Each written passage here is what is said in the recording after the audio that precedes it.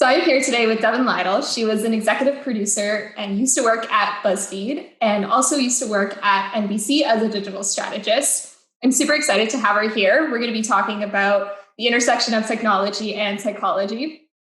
And Devin also has her own YouTube channel that I'm going to be linking down below. It's called Devin But Better. So if you don't already know, go check that out. Hi, everyone. Welcome. Thanks for having me. Hi, Devin. How's it going? How's your quarantine going? We're out here. I'm just happy to be alive, and my family's safe. That's all you can say, when you're writing emails and you're like, thank you for responding to me in these trying times. That's literally how I feel, at least I've got food on the table and my family's safe. But other than that, we're all bored as hell. Yeah, we're all pretty much stuck in the same situation.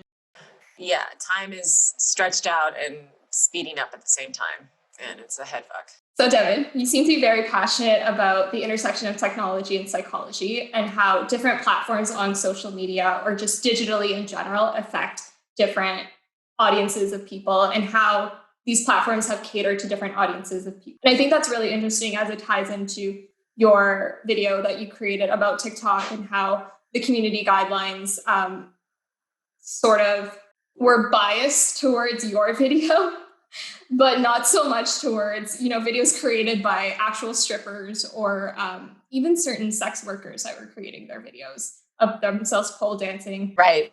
I just tried to make it as entertaining as possible, but also I didn't have as many problems as I did in February because I posted these videos. I should repost the original ones that got taken down in February. You should. And let me know how those do after you do, because I'm curious to know whether they would still flag out. Yeah.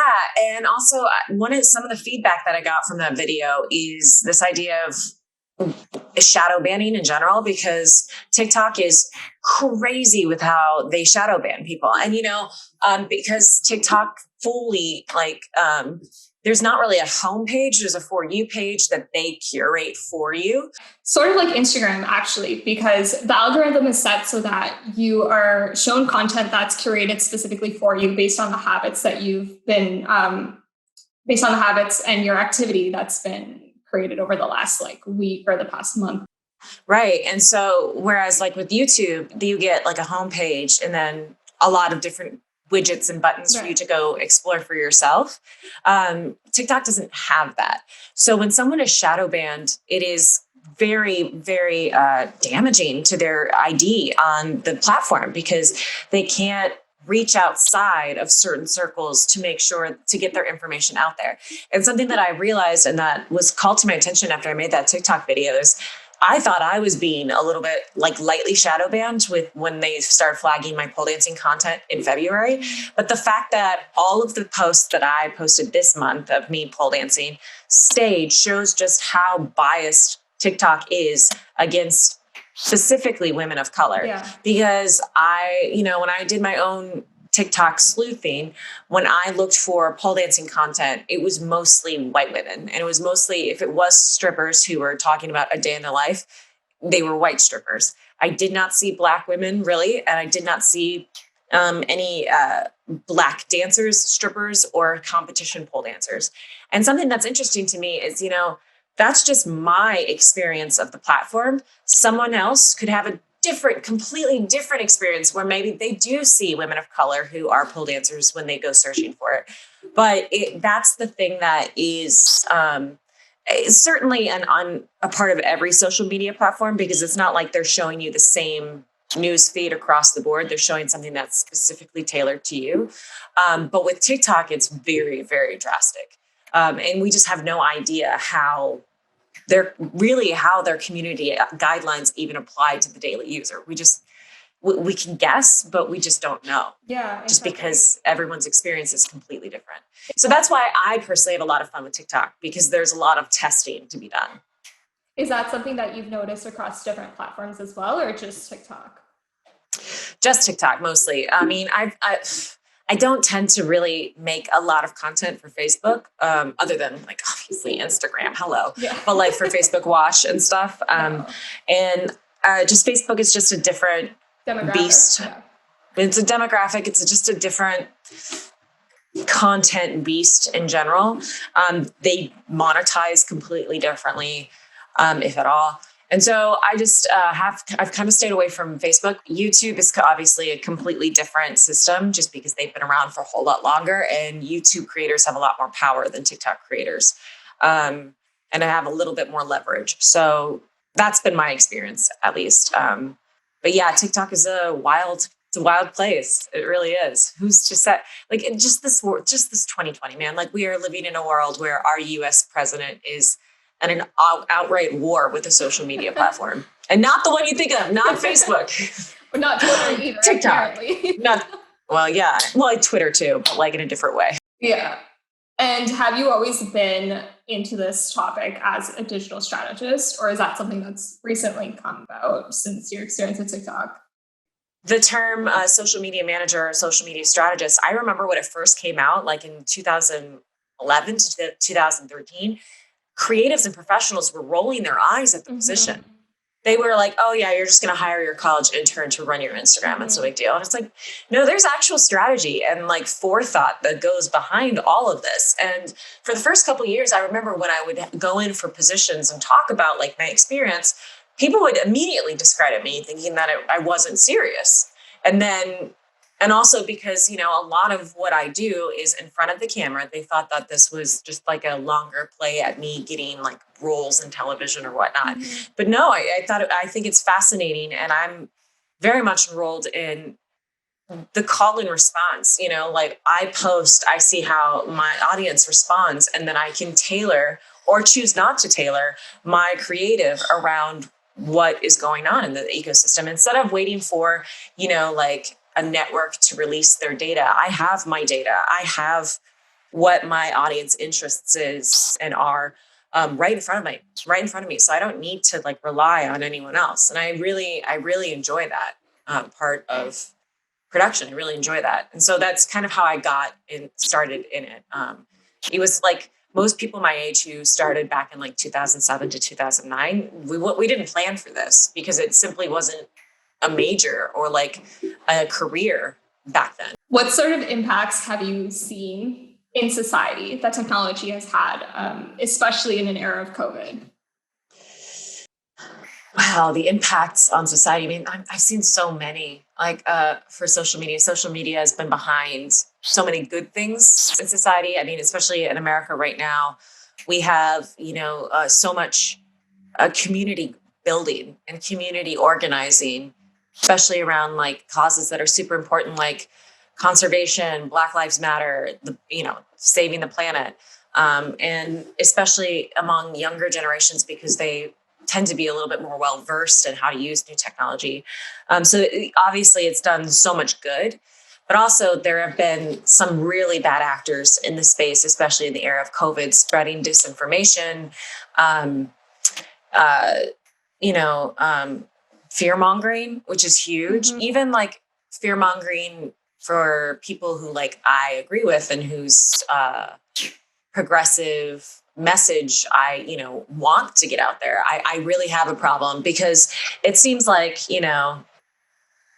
it's interesting because I was just talking about this with a friend who's in the industry is with me as well. But like when you're in this space and when you're in Hollywood in general, you learn very quickly how to get an audience enrolled in your story. You learn how to like formulate, and I don't want to say manipulate because of that. I don't want to use that term because I think it's like a little bit too drastic, but because it's been happening in storytelling for years. And since like the Greeks, since like Shakespeare, like we have to get that emotional tie in the audience so that we can keep them enrolled for the rest of the story, right? And that has just been, that whole formula, that whole process has been distilled and shortened for the digital age, meaning that people have gotten really fucking crafty on how to get people manipulated and bought in to whatever they're saying.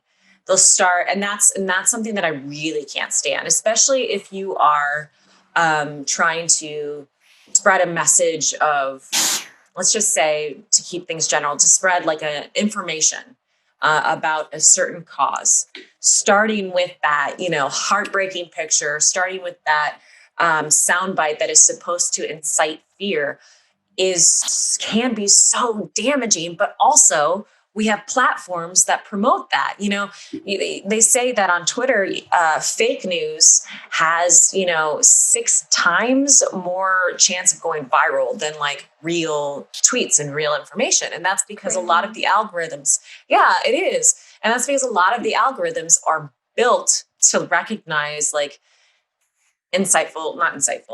incendiary language or controversy and promote and amplify that. And that is something that I think I'm firstly very worried about, but I think I think the platforms in general should take more responsibility over it and educate their users on how to use it correctly, how to use their tool correctly. I feel like, yeah, I completely agree. Like, I feel like everyone's just sort of hopping on that bandwagon when someone posts it, and then they see someone else post something underneath it or comment on it, and then they'll be quick to jump on that and to just start posting like controversial opinions, like Trump, for example, you mentioned it. Would you say that that's the biggest challenge that you're facing in your role right now, or is there anything else that you would say? I mean, the biggest challenge that I'm facing in my world and in my role right now, I think, is just the uncertainty of everything. We have so much polarization in America, especially right now. And I have an issue in general with people dragging social media and the internet and pointing at it, saying like, this is the reason why our country is the way it is. And yes, it plays a part. I think it plays a part in why it is the way it is. But to me, blaming social media is like trying to it's like back 100 years ago when people tried to say electricity is evil. Social media is simply a mirror for human behavior. And yes, it is a little bit more of an interactive tool, because like a tool you can put somewhere and it waits for you to use it next, whereas social media has push notifications that can interrupt your day and grab your attention. But that's on the platforms, I believe. That is on the platforms, and that's on our government to help regulate those things. We should need to be platforms need to be teaching its users how to turn off push notifications. Platforms need to be teaching their users how to like explore safely on their in their search ecosystem, how to disseminate fake news from real news. Platforms need to be more responsible for saying like, this is what a picture of your bubble looks like based off of your interests. Why do you want to see someone else's interest, or like, do you want to see the interest of the people in your region and how they differentiate? Because, like you and I, who are in the industry and who think about these things and know about these things, we're well versed in having conversations like this. But for folks who don't use the internet, or maybe just have like a Facebook page, or, whatever their experience is, they don't necessarily know how they're being manipulated.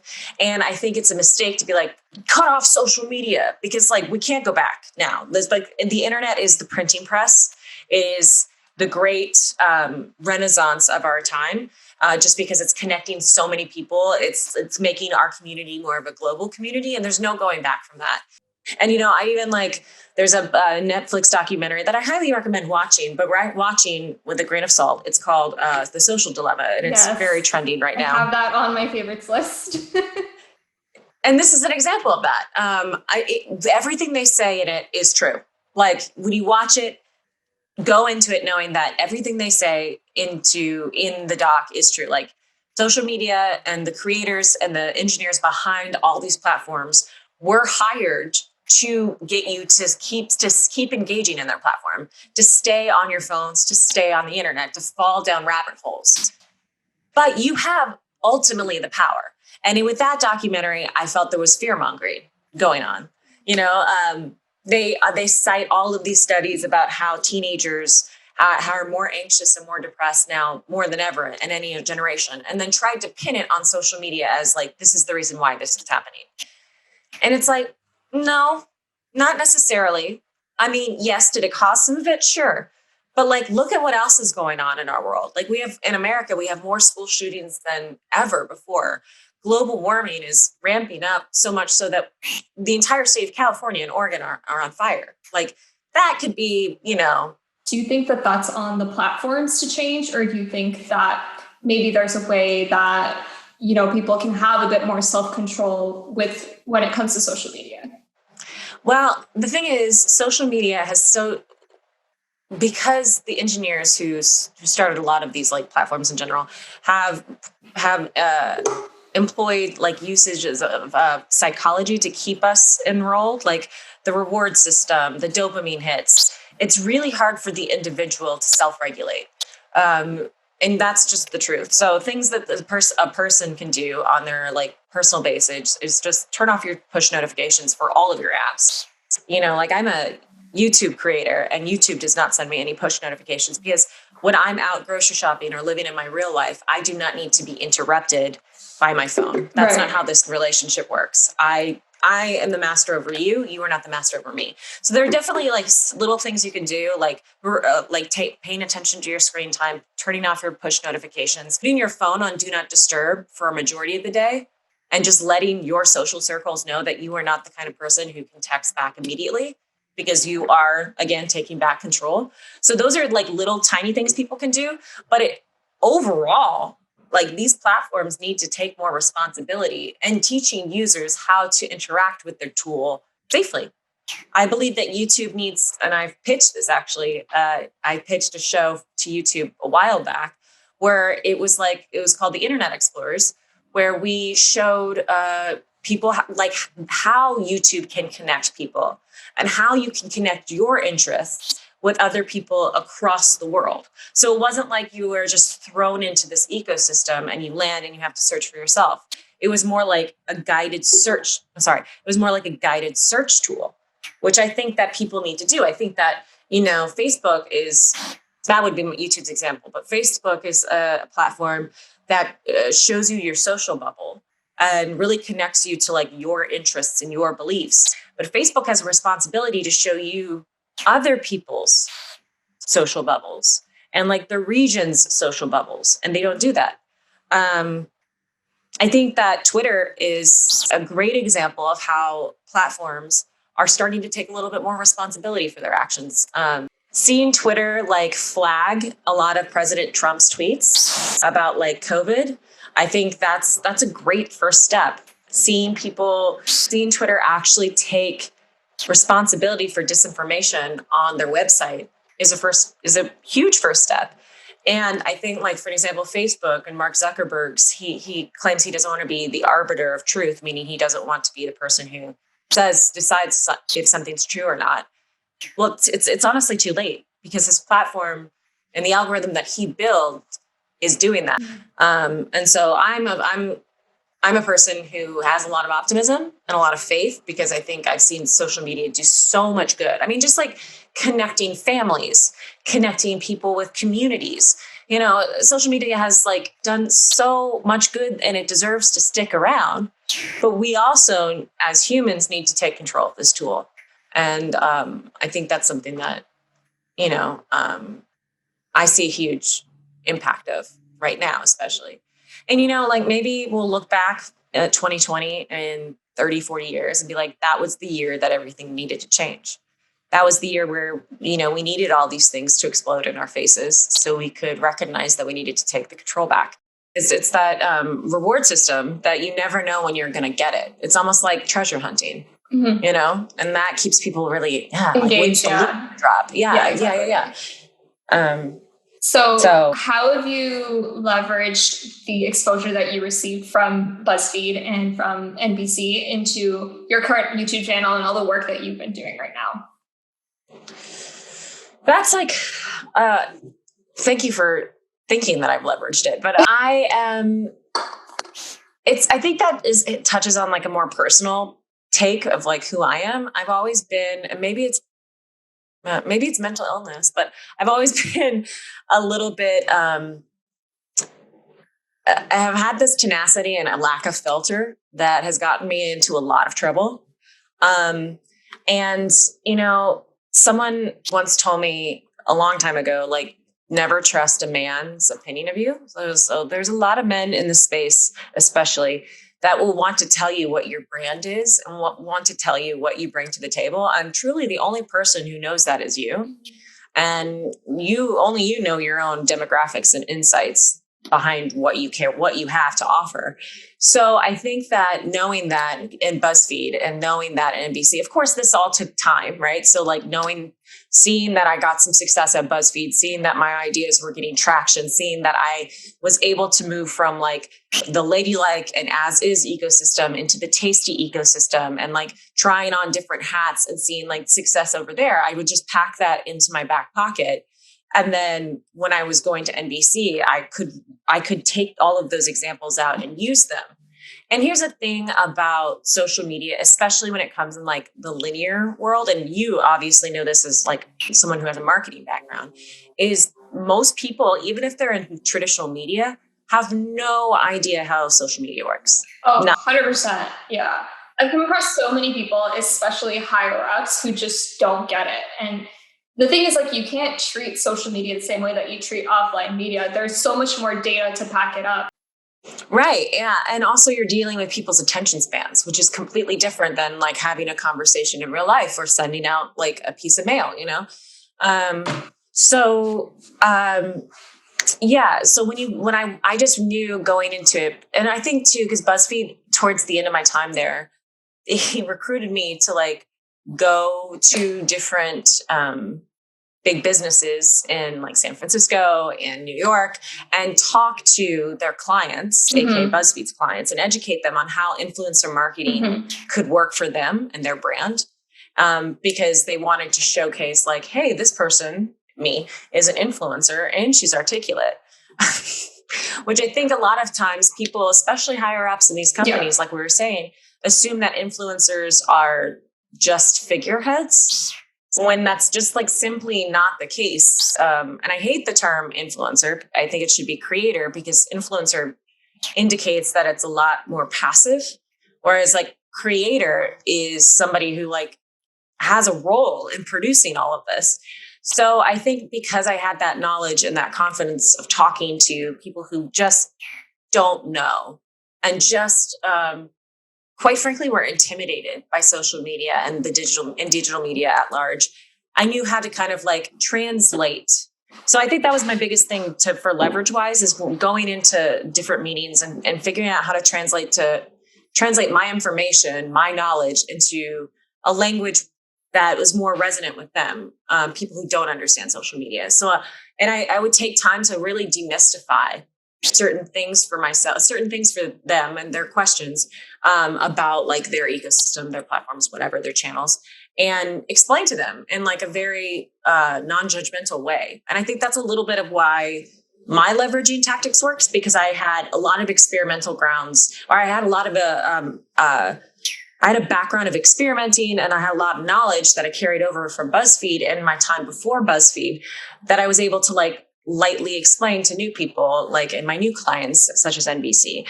So I think that is kind of how I've leveraged that. And then just also, just not taking no for an answer, and people will want to tell you no, and they'll want to try to convince you that they know more. They'll definitely want to tell you what to do, how to do it, and that they can do your job better than you can. Yeah, they'll say that, or they'll say things, well, like, that's just not how it works for our business. Yeah. Or like things like, that's just not, yeah. And it's like, true, but like, you haven't tried it yet either. Yeah, you haven't tried it. And do you want to be on digital? Like, is that what, because that's I'm sure you can relate, but that's the thing that I would run into. I would present a strategy or an idea and be like, this is what I think you should do. And they'd be like, no, this just doesn't work for me. This just isn't how it's done in my business. And it's like, okay, then why am I here? Exactly. It's like at that point, that client is just not ready to be on social. Like at that point, what would work best for you is to just get a billboard and to post an ad on there. And that's it. If that's the type of exposure that you want and the type of clientele you're trying to go after. Yeah. And I think it's because a lot of people are afraid of engagement. Which is a piece in social media that's not in necessarily like linear media or marketing, because people can write back. They do write back. There's comment sections. They can subtweet. They can retweet.